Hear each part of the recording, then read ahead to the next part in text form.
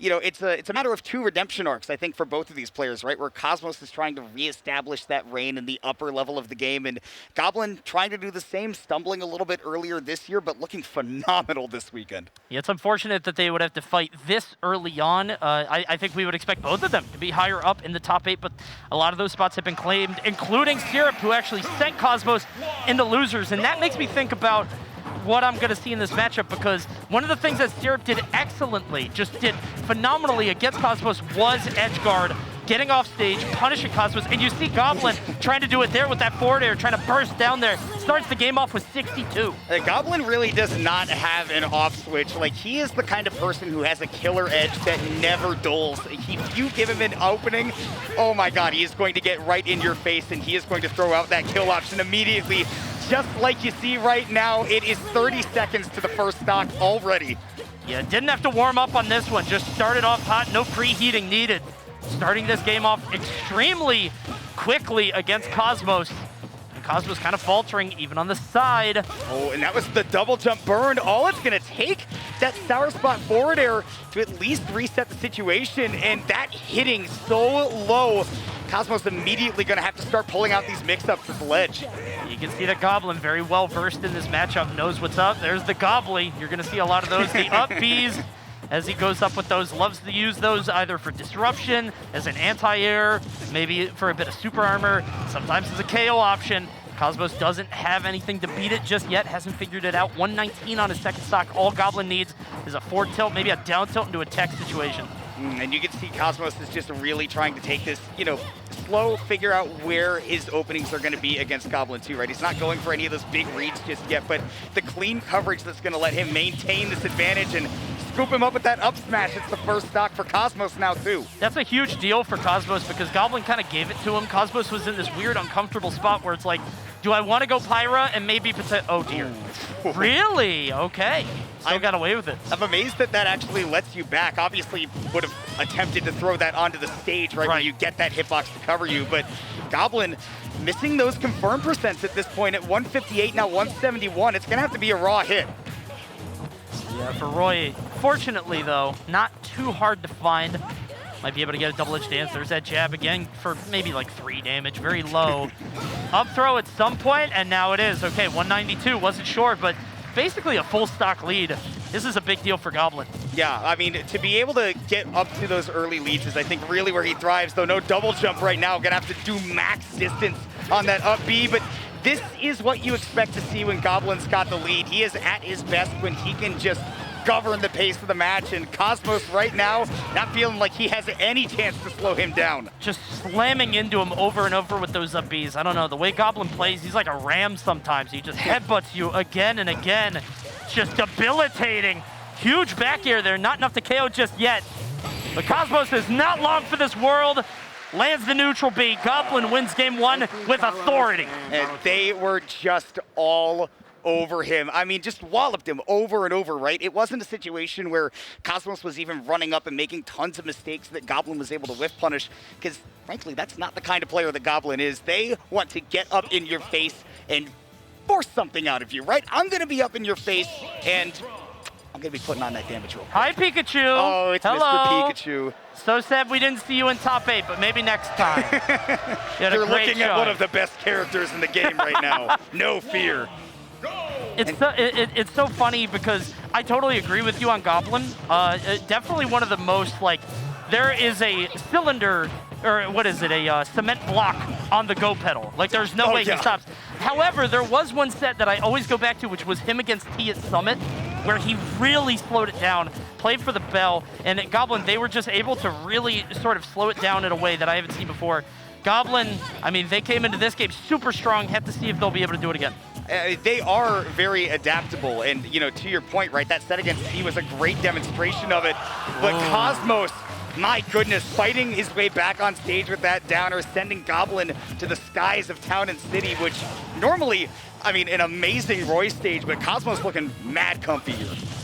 Goblin getting caught with that up smash, and this is what Cosmos does, man. The Mythra, so much stronger than the Pyra in so many respects. Obviously, has worked on the Pyra such a great deal. I remember when this character first came out, Aegis, Cosmos had a really hard time with the Pyra. The huge pullback on that forward smash gets rid of that stock, though. Yeah, cleaved in half by just Goblin with an amazing read, right? And though Goblin has some of the best like mechanical skills, right? The execution is almost always there from them. A lot of times you're also going to see them go for really big reads against somebody like Cosmos. Yeah, swing. Down to the Pyra, and now Mythra getting juggled, and with that crazy fastball attribute that she has, right? Goblin's going to be able to take that a long way. Oh, yeah, Goblin is one of the best at landing those up airs. Like, they'll just continually go under the opponent, continually knock them up higher and higher with up airs. Seems like something that they've really worked on over the past few months, landing that back air, but not the strong hit. Trying to get that jab, create a sense of pressure, but can't get the KO just yet. And then overcommitting a little bit on that juggle, giving Cosmos an avenue back down, and my goodness, that down air lasted so long. The range is absurd. It's long range, and it just hangs out there. It feels like it covers like 1/10 of the stage, and you're not even trying to hit the stage. It also gets off stage. So much coverage there, and this is what Cosmos does best. When the Mythra can shine early on in a stock, especially if you could pop that forward smash off on the side and catch someone. Goblin, they're not getting the KOs with these up airs, though. And as long as Cosmos kind of stays in the center, have to imagine he'll be able to survive a little bit longer. This is one of the things I actually see from Goblin some level. First of all, you talk about the up B being the Goblin. That's just straight up the Goblin. That side B off the ledge. I feel like Goblin just defined that and going for another double-edged dance. The Mythra on the last stock off stage, and this is what we see sometimes from Goblin. If they miss those confirmed percentages, they start to struggle a little bit, but we're nearing those confirmed percentages right now on Cosmos' last stock. Right, Cosmos has to be careful. I think sometimes with Pyra, you can get a little stubborn just throwing some aerials, trying to find the one that'll KO. This is what Goblin wants. If you catch Cosmos off on the side, Goblin might be able to get the KO here. And just holding center stage, doesn't want to let Cosmos try to run the momentum of the set. And 86%, I mean, you got to look out for jab back here, particularly if Cosmos is forced out of center stage, but Goblin's shield running shield low. Is low. Can't keep shielding these Goblin, or these Cosmos aerials. The shield incredibly low, and the crowd realizes it. They don't have a full shield between the two of them. Right. There's just so many swings going on. Yeah, Goblin's got to get out of there. Yeah, overusing that shield a lot. Look at these jumps. Getting away, jab back air, misses the confirm. Probably wasn't even available at those percents, and it's straight hit city for either of these two players right now. Oh, you can see Pyra trying to swing, land these forward airs. Again, the shields are low. Goblin showing his hand with a triple forward air. Doesn't matter though, lands the up air, but it doesn't kill. Down in city coming in really clutch for Cosmos right there with that high ceiling. It's just one hit that's gonna do it, and it's an up tilt from Cosmos. The last frame that he needed to come out came just in time, and we go down to the wire to even the setup at 1-1. In those kind of interactions where it really comes down to the final hit, Cosmos has a huge advantage because Pyra's range is just so much higher. Roy has to really get in, get that fast short up, that fast aerial momentum, and find a way to land an up air, try to find a way to land a forward air. If Cosmos just stands still, waits for the jump, and then up tilts, he's just going to be golden. You see him do it right there to tie it all up. That's why you see people play it really slow at those high percents, right? Particularly when you play a character like Roy, who doesn't have very good air acceleration. His air speed is great, but it takes him a while to get there. That also means that changing directions is very hard. So if you're jumping in towards your opponent in that situation as Goblin, you're fully committed to that. That's why you saw him staying on the ground, trying to see if Cosmos would get impatient. But at the end of the day, that's back to even at 1-1 and PS2 for game number 3. Just a bit of a range difference between these two. I feel like I don't see Goblin win those sort of final hit exchanges too often. No judgment on him as a player, it's just Roy, it's kind of difficult to land that final hit depending on who you're fighting.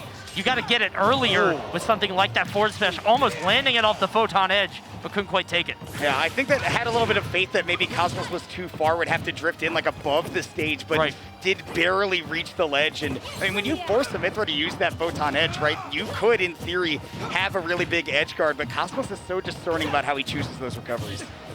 I feel like it's a huge advantage too that Roy's spike isn't quite enough to like get up and over. You see a lot of characters jump over, most famously Byleth, Leo, jumping right over with the down air. Roy's spike a little bit harder to hit in that regard, and it doesn't seem like Goblin's ready for it.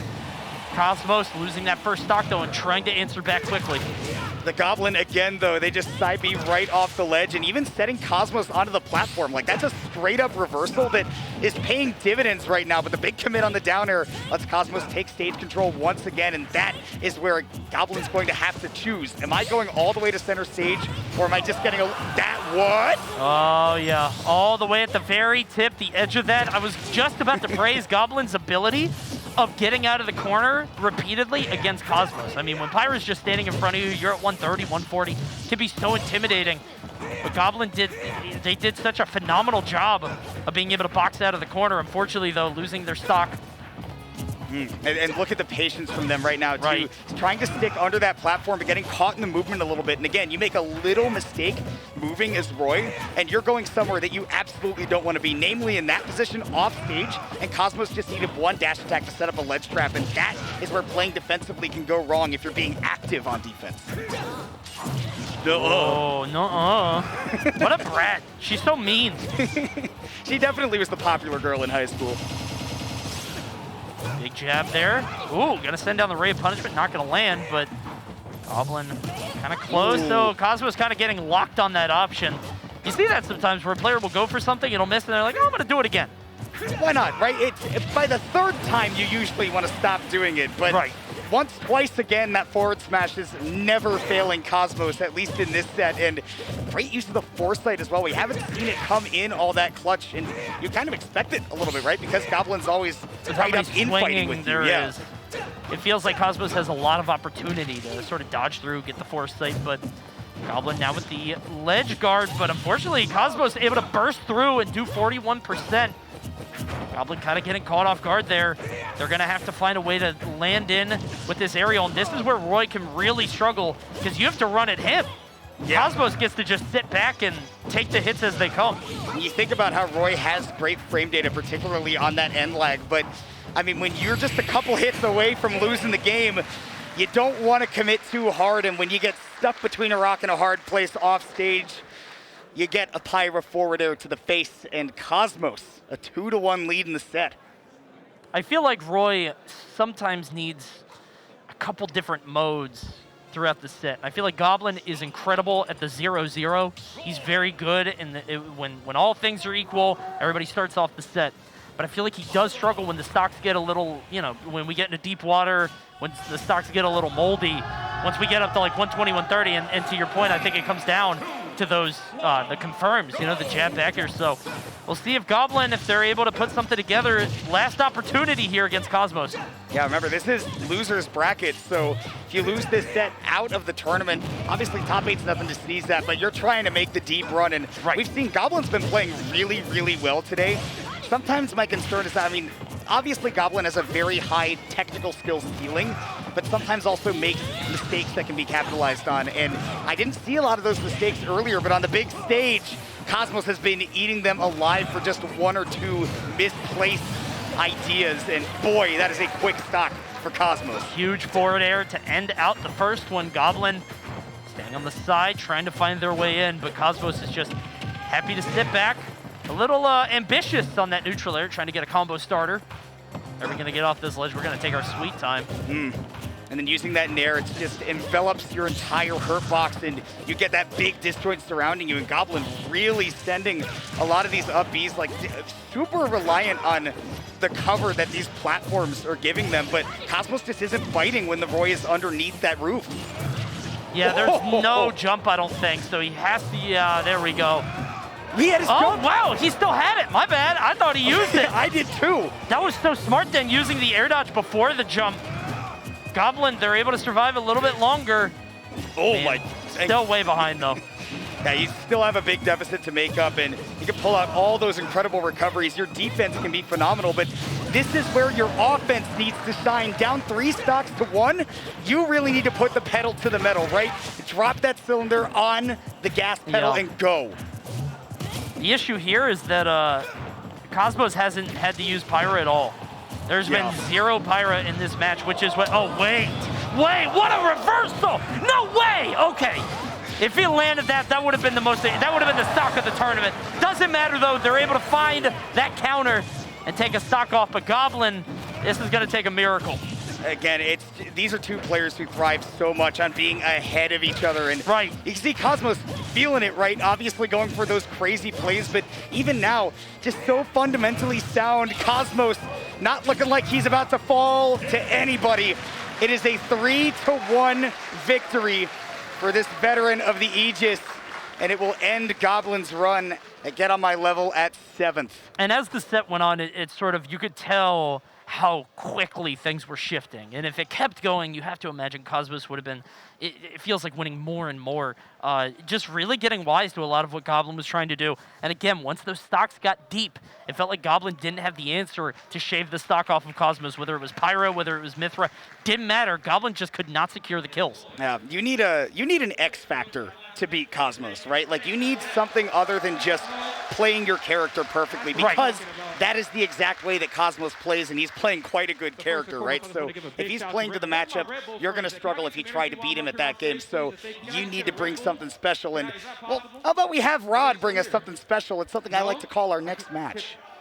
Where are they? I just need the fridge.